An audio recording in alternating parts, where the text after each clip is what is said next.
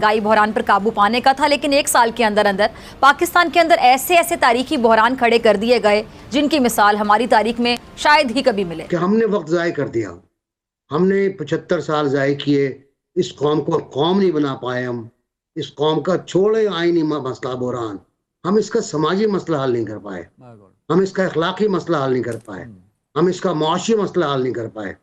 जो महंगाई इस वक्त आई है उसने तो लोगों का कबाड़ा कर दिया। वो बेचारे किसी को समझ नहीं आ रहा। पहली दफा पाकिस्तान में मिडिल क्लास खत्म हो रहा है इनके गलत हरकत की वजह से, इनके गलत पॉलिसियों की वजह से। ठीक है जी। तो जब अदलिया कमजोर हो जाएगी तो ये चाहते हैं कि हम मिलकर पाकिस्तान के ऊपर जो मर्जी है वो करें। जिस किस्म के हालात हैं, मुझे आज वाकई वो वक्त याद आ रहे हैं जब 1947 का वक्त, जब हम हिंदुस्तान से लाखों करोड़ों महाजरीन के तौर पर अपनी हज़ारों साल पुरानी शनाख्त और अपनी पुरानी जायदादें, घर बार सब कुछ छोड़कर हम कायद-ए-आज़म के पाकिस्तान आए थे।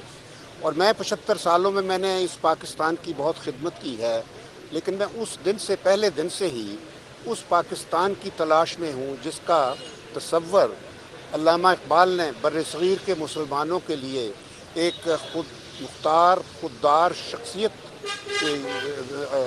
क्या कहते हैं, कौमियत का शऊर जिसने पैदा किया था, और जिसके तसव्वुर के साथ कायद-ए-आज़म ने बर्र-ए-सग़ीर के मुसलमानों को एक खुददार, खुद मुख्तार और जमहूरी ममलिकत का ख्वाब जो था वो हकीकत में बदला था।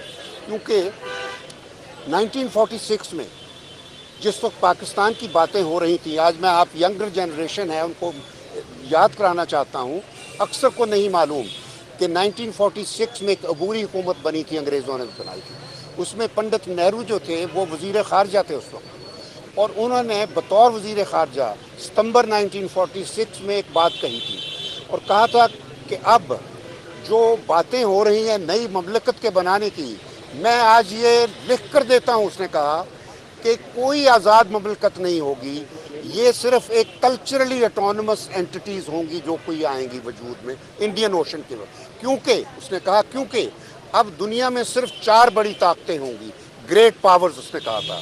पहली अमेरिका, दूसरी रूस और तीसरी चीन, जो कि चीन अभी आज़ाद नहीं हुआ था, लेकिन नेहरू को इतनी समझ थी कि चीन एक बड़ी ताकत बनेगा। और चौथा उसने कहा था हिंदुस्तान, क्योंकि इंग्लैंड का नाम नहीं लिया क्योंकि उसको एहसास था कि हिंदुस्तान के बगैर इंग्लैंड कभी बड़ी रियासत नहीं रहेगा। और आपने देख लिया कि आज इंग्लैंड का वज़ीर आज़म हिंदुस्तान का ही हिंदुस्तानी जाकर वज़ीर आज़म बन गया है। यानी इंग्लैंड अब ग्रेट पावर्स में शामिल नहीं है, हिंदुस्तान तेज़ी से ग्रेट पावर के तौर पर उस अपनी मंजिल की तरफ बढ़ रहा है। और हम क्या हैं, हम जो नेहरू ने कहा था कि ये एक सिर्फ कल्चरली ऑटोनमस एंटिटी होगी, बस कोई इसके सॉवरेन इंडिपेंडेंस नहीं होगी, आज़ाद नहीं होगा। नेहरू ने कुछ भी नहीं किया, इंडिया ने कुछ नहीं किया। इंडिया ने तोड़ा ज़रूर था पाकिस्तान को, लेकिन उस वक्त एक सियासतदान ने तोड़ा था, एक जुल्फ़िकार अली भुट्टो था जिसने एक पागल जर्नैल को जो रातों को सोता नहीं था उसको आगे लगाकर फ़ौज को 75 मिलियन अवाम के खिलाफ लड़ाया। उस वक्त ईस्ट पाकिस्तान के 75 मिलियन पाकिस्तानी थे, उनके खिलाफ फ़ौज को खड़ा किया, 30,000। तो नतीजा हुआ वो मिलिट्री डिबैकल जिससे हमारा आधा मुल्क कट गया। तो मैं कहना ये चाहता हूँ कि आज फिर वही सिचुएशन है, आज उसी तरह वो उसी किस्म का सियासतदान मैदान में आ गए हैं जो भुट्टो की नस्ल के थे। वो जरदारी है, भुट्टो कहा जाता है, जिंदा है, और दूसरी तरफ शरीफ ख़ानदान है। इन्होंने अपने ख़जाने इस मुल्क को लूट कर बाहर भर लिए हैं, इनका इस मुल्क में कोई नहीं है, इलाज तक ये अपना बाहर करवाते हैं। तो आज वो जो नेहरू की जो पेशीन गोई थी वो इन्होंने पूरी कर दी है। पाकिस्तान एक सिर्फ एथनिक और यानी ज़बानी और लिसानी बुनियादों पर एक कल्चरली ऑटोनमस एंटिटी के तौर पर बन गया है। हमारी जो सॉवरेन इंडिपेंडेंस थी वो अमेरिका के हवाले कर दिया इन्होंने, और करने वाला वो फौजी जर्नैल था जो अब चला गया है। जिस फौज का ये जिम्मेदारी थी कि पाकिस्तान की आज़ादी का तहफ़्फ़ुज़ करे, वो उसका सिपह सालार था।